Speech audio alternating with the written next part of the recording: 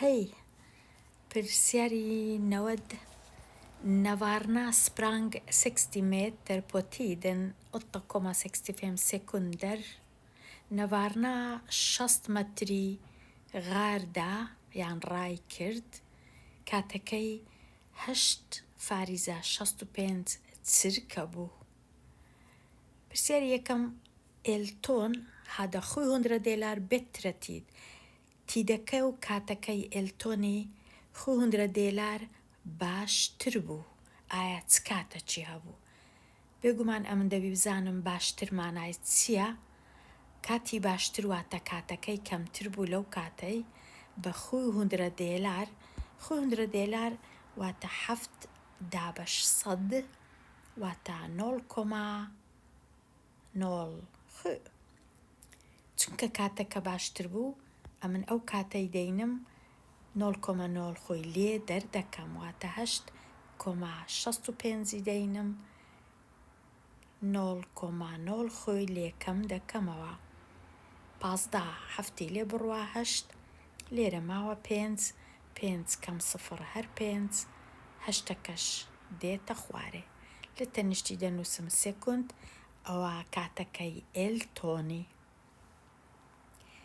توڤە var en tiondel snabbare än نەڤارنا.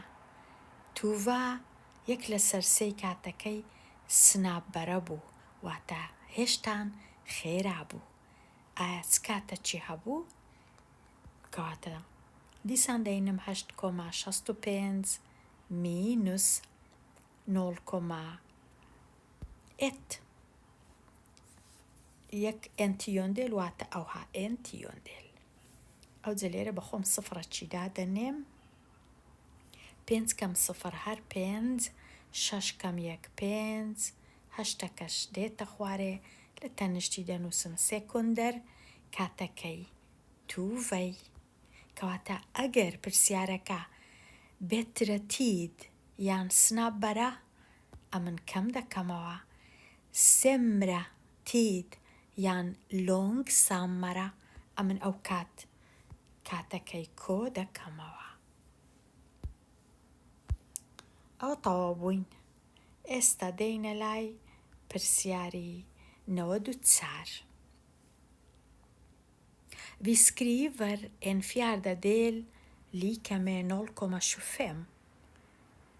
Men att skriva en tredjedel lika med 0,33. Varför använder vi olika tecken? مەبەستی لەبەر چ لێرە تێکنەکە ئەو هایە سیرکە لێرە تێکنەکە ئەو هایە چونکە هێلت ئەنکت لێرە بە تەواوی دەکاتە ئەوەندە بەڵام لێرە بە تەواوی ناکاتە ئەوەندە چونکە ئەگەرە تو یەکت هینا دابەشی سێت کرد 1/3 نابی سفر و فاریزە سفرەکی زیاد دەکەم دابەش 3 جاران 3 9 دەنۆی لێ بڕوا 1 دیسان سفر دابەش 3 جاران 3 9 هیچ کات تەواو نابی واتە بە هەزاران 3 هێشتا مایە بەڵام ئەمن جێم نییە ئەو هەموو سێی بنووسم